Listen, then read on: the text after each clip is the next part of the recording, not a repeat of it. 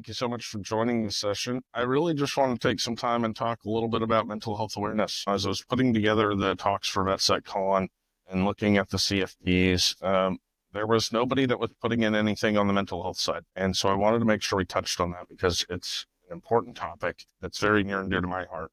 And I'm going to talk a little bit about my own struggles as I've transitioned into the military. First and foremost, I want everyone to just take a minute and think about their own transition, whether you've made it yet, you're still in that process, or you have yet to make that move out of the military. For 22 plus years for myself, I joined the Navy at the age of 17, pre 9/11, so I'm actually considered a Gulf War veteran. My 18th birthday was 9/11/01 in boot camp, and the world kind of changed after that, right? Significantly. And joining at the age of 17, when I hit my EOS March 1st of this year, that was the first time I had been an adult not in the military in my life. I want everyone to just think about their own transition for a minute and think about how much that was and allow yourself to acknowledge how much that is. Coming out of the military, there's a lot, right? As I mentioned earlier this morning, you're told what to dress or how to dress. You're told what to do. You're told when to do it. You're told where to be. You're told where to move to, where to live, right? There's a lot that you go through. And you're told that the mission is the most important thing and that the individual, and again, my experience, your mileage may vary, but you're told that the mission is what's most important and the rest of it doesn't matter, right? In particular, especially for the last 20 years, I would say as a society, we're getting better about acknowledging mental health. But for the last 20 years, frankly, we weren't. So I'm going to share my story really briefly because we do only have 30 minutes and I want people to make it to all of the other talks today as much as they can. I'll share my story. I'll share some resources that helped me. So really quickly, definitely had not the ideal childhood, as most of us don't. I was raised by my grandparents. A lot of drug and alcohol abuse in my family. Joined the military straight out of high school. Didn't know what else to do with my life. And so that's where I wound up. 2007, while I was in the military, I was in a really awful car accident that left. I was not the at-fault driver, but I was involved in a head-on motor vehicle collision that killed one of the passengers in the other vehicle. Even though it wasn't my fault, on the mental health side of things, you start wondering, is there something different you could have done? I sought some mental health help for that while I was in the service, but I was basically told, hey, if you keep having these symptoms, you can't stay in the military. And after time, they kind of dull and go away and you kind of put them at the back of your mind and focus on the mission. And so that's what I did for the last 15 years. And as you finally leave the military and you have the freedom to kind of think about everything, the freedom to make choices, things that you weren't even thinking about before, like where are you going to live? What do you want to do? So many options are kind of open to you in that civilian world. All of that came back to the forefront. And yeah, Adam, seeking mental health support with the clearance. I was a cleared individual. Actually, my last tour of duty, I had an extremely high clearance working on stuff. And again, I won't say you can't get mental health support, but for instance, on submarines, if you need any psychological drugs, you can't have them and serve on a submarine, plain and simple. As I've transitioned out of the military, I have begun to seek out resources to help me with my own transition. Back in 2007, I was diagnosed with a generalized anxiety disorder. Since I have separated from the military, those diagnoses have changed to more reflect the reality of my headspace and where I'm at. And really, all of us that any of us can hope for is to get the help we need and manage those symptoms or get better, right? So today's talk is really about those things and what are some options. So first, I'm going to touch just a little bit about the VA and the military transition support resources there. So let me share my screen really quick. I want to talk first about the ECFRs for mental health. So first, My screen should be online now. First, I just want you to know that, I believe firmly that mental health, thanks, Edward. Sorry about that. First, I just want everybody to be aware that, I believe mental health is the same as physical health, and you should get the help you need. There's obviously all sorts of diagnoses, those can kind of put people in a box a bit. But what I want you to focus on is the rating criteria for mental health disorders. This talks about, don't focus so much on the ratings, but on the actual symptoms. So, if you are suffering from impairment at work and in your social life that affects your ability to be efficient and intermittently affects your ability to perform work-related tasks, and these are some of your symptoms, then acknowledge that the VA should be rating you for those. And if you want to understand more about how that works, please go back to my workshop, which will get up on the YouTube channel as well. And the Reddit on veteran benefits does have a lot of information. I'm just going to go straight to the sources, right? This is the actual federal regulations on what the ratings are. Just understand that mental disorders are ranked all together. They combine them and they look at your symptoms and how that mental disorders or mental health diagnoses affect your ability, right? So that's one thing that I found that was super helpful as I went through the disability process. Now, on the getting help, getting care side of things, the second thing I want to jump over to is the Veterans Crisis Line. The Veteran Crisis Line is a great method for just having somebody to talk to, right? You can chat online, you can text, you can call. I have used the online chat before. I've used the text before. It's free, it's confidential, it's 24/7, 365. And while part of it is run by the VA, they are the ones that do the hiring and staff those call center folks. There's nothing tied there. So you don't have to worry about saying something there that's going to be tied back to your VA medical record or anything like that. It can truly just be a place to chat. 988 is the phone number here in the United States as well. A fantastic resource, and on their site they also have resources that you can look for. So if you're looking for something in your local area, right? Hey, I need to walk into a VA clinic and get help. That's another option for you as well. They can't turn you away. It doesn't matter if you're service connected or not. The VA will provide mental health care to any veteran. So that's another thing. Third thing is the VA community care system. So I talked about this in my workshop yesterday. But the VA community care system is, if you are getting VA healthcare, if you're registered for VA healthcare, which again, any veteran can register, your eligibility for VA healthcare will determine based on your overall combined disability rating, as well as what things are service connected. And again, go back to my workshop yesterday and take a look at that. VA community care is where your VA doctor, your VA primary care manager can send you to see a provider out in town. So you don't have to drive to a VA clinic or a VA hospital. This also includes telehealth. So I asked my primary care manager to put me in for community care because the VA is almost a 2-hour drive from where I'm at. They put me in for that. And now I see a mental health therapist as well as a psychiatrist for medicine management directly through the community care system. It's worked out really good. You have the option to find your own providers, and that's, if you just go to va.gov and search community care, I'll share that here as well. But once your primary care sends it over to community care and you get an approval, the community care coordinator will call you and they will ask you or give you directions on, hey, this is approved, and you search for community providers in the VA's network. And then you search for whatever kind of care you're looking for, that you were approved for, and they will give you the directions on specifically what to search for. If I search therapy right here, I'm finding, just a ton of stuff, right? So they tell you specifically what to search for. But for instance, let's say you were approved for mental health care, or let's say you were approved for psychiatry. I forget which one they actually told me to search for. I believe it was just that one.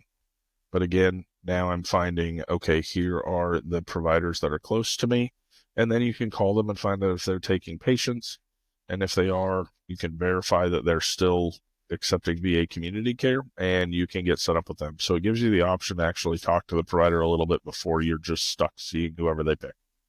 Okay, so that's the other thing that I'd like to point out. There are some great telehealth providers as well. during my transition before I got into the VA system, I also used Telemind, and I'll drop that link in the chat as well. Telemind takes TRICARE for insurance. They take other insurances as well, but this is a telehealth mental health care support system. They specialize in working with veterans and military families, take a wide variety. You do pay your copay per visit, but you answer your questions online and they'll hold back you with a provider. That was a temporary solution for me, but it also worked. So those are the big things. The other thing I'd like to talk a little bit about, and, some people are going to say, I don't necessarily believe in this, that's fine. But there's some great science out there now that's talking about the benefits of music. And, music was something I just kind of enjoyed before. Not something that I listened to, really, really exclusively. Neil deGrasse Tyson, huge fan for, the space stuff. I'm into that. Neil deGrasse Tyson did an interview with this man named Daniel Levitin. Daniel Levitin's a neuropsychologist specifically focusing on music. And you can watch the full episode from Star Talk, their podcast. It's about 50 minutes long. But this clip in particular that I dropped you the link to here on Facebook is 10 minutes, and it's specifically about the power of music and the effects of music on the human body. And something that both my own therapists have talked about, as well as Daniel and Dr. Levitin here talks about as he studies music, is that genetically speaking, in our brain, if you look at how we evolved, the structures in our brain, we were musicians before we had written word, before we had spoken word, that music was the first form of communication in that. And they proved that by finding bone flutes that early Neanderthals had made from animals they'd killed, femur bones where they had drilled holes to make different pitches and sounds. And it was a form of communication at that point in time. And this goes back something to like 40 to 60,000 years, well before the written and spoken word. A lot harder to do the research on because it wasn't written or spoken, right? It wasn't passed down in the form of written. You can't find cave paintings on the walls and things like that, right? But they specifically talk about the effect of music on the human brain. And, they use music, specific beats, rhythms of beats with Parkinson's patients, and have found remarkable reductions in the symptoms that they're undergoing. Even when they're not just listening to it, they're able to walk more with a regular cadence and things like that for months afterwards, conducting therapy that way. But for your own mental health, I'm a big fan of just listening to music that I enjoy. I think there's some really great stuff out there, stuff that relates to the struggles that veterans are going through as well. There's a couple of great bands like Citizen Soldiers, one that I'm a big fan of. But something to think about here is music in general has proven to give more of a boost to your immune system. They talk about immunoglobulin A, which is one of the things that helps fight off infections and things like that. Music has been shown to give a bigger boost to those metrics in the body than even taking a daily vitamin in many cases. And that was something that just completely blew my mind. Your brain will generate more of those healing antibodies listening to music. So please watch the video. Music has healing properties. It's just a proven fact now, scientifically, that listening to music, your brain will release chemicals that will help heal. So that's something that I found super interesting. I'm a big science nerd. Same with me, right? I really like the science stuff. I like learning about that kind of stuff. And you can read some of the comments as well. Musical rhythm has aided in walking. In fact, with Parkinson's patients and other things as well. So that's another thing. Finally, community is extremely important. If you have the chance to check out our keynote speaker's talk from yesterday, Vishal, he actually made a post on LinkedIn yesterday evening thanking VetSec and the conference for having him. But he talked about the power of community, organic community.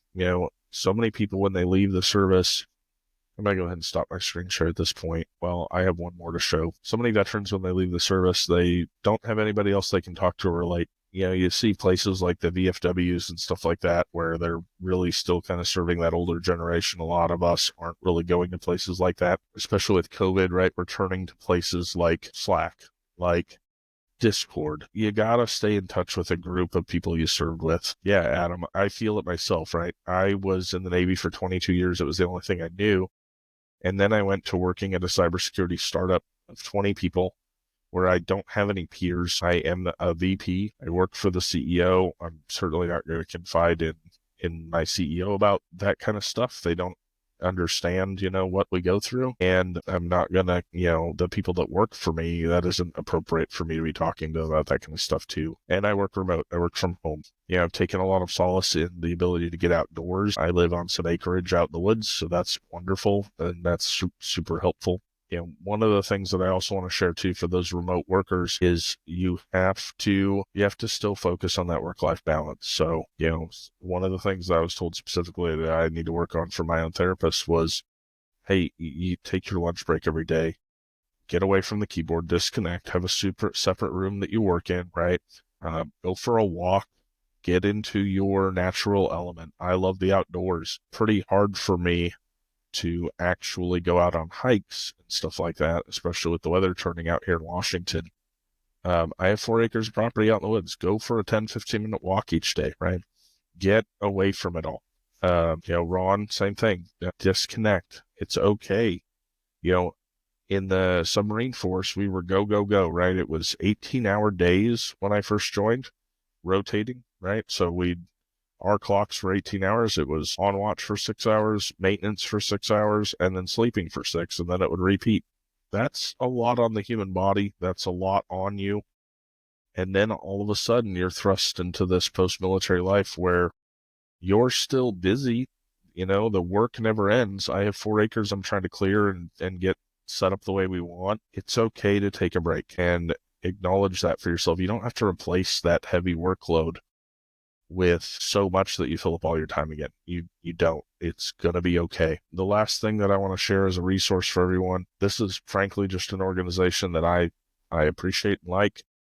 You see my shirt, Be Kind, right? It's called the Till Valhalla Project. The Till Valhalla Project makes money off of selling their swag, and they take that money and they make memorial plaques for Gold Star families. They also donate, and they also provide therapy for veterans that need therapy with the money they make. You can read about their website here, right? They talk about their memorial plaques that they're making.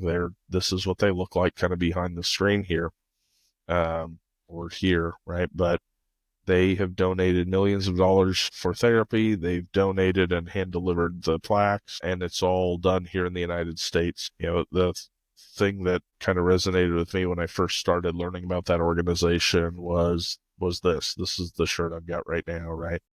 Everyone you meet's fighting a battle you know nothing about. When I talked to people I work with, both in the military and now at Cloud Range and at VetSec, you have to assume that people have good intentions in mind. Nobody shows up to work intending to do a bad job, right? That said, we don't know what's going on in their head. And when you interact with people, try and remember that and take the time to recognize that. That's the other big thing that I just want to share and make sure that I communicate across as well. With that, we have 5 minutes left. I really just want to take the time and share some resources that I thought have been helpful for me in my own life as I've transitioned out of the military. If you're still working on your disability, take an honest look at yourself and look at the CFRs and see what you think you fall under.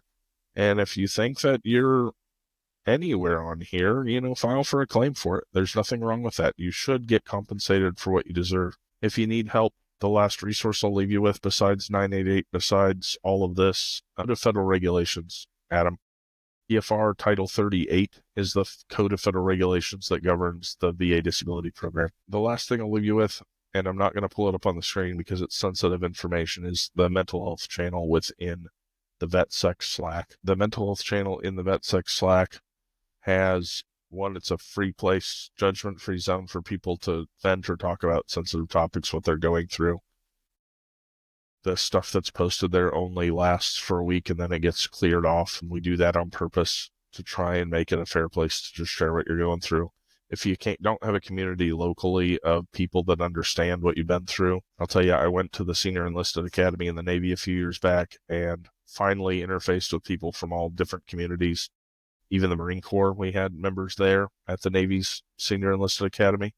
We're all dealing with the same stuff at the foundational level. We're all going through the same stuff. It doesn't matter what branch you served in or where you served.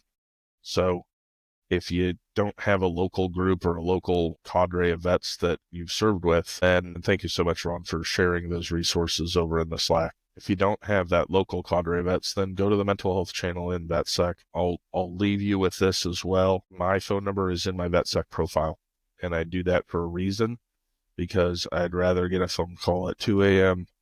than find out that we lost one of our members because they didn't reach out. So my phone number is available there. Call if you're going through something, and we'll get you help as well. And with that, again, thanks everybody for coming. If you have any questions, please throw them in the chat, and I'll answer what I can. This was just an ad hoc talk. I didn't have slides prepped. I just wanted to talk about the resources that helped me out while I was in my transition and that I'm still utilizing today. There's a lot of resources out there.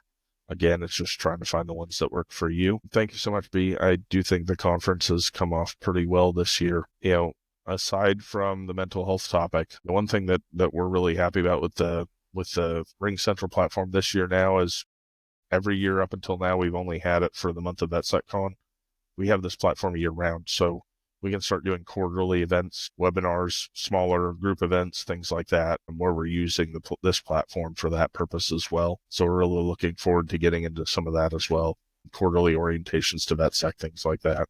And we'd love to do more panels and stuff like that. So if you have ideas on things we can do, throw those in the Slack as well. VetSecCon channel is a great place. And with that, we do have some other talks coming up. Let me see what's on the schedule, but I encourage all of you to get over to some of the other talks happening.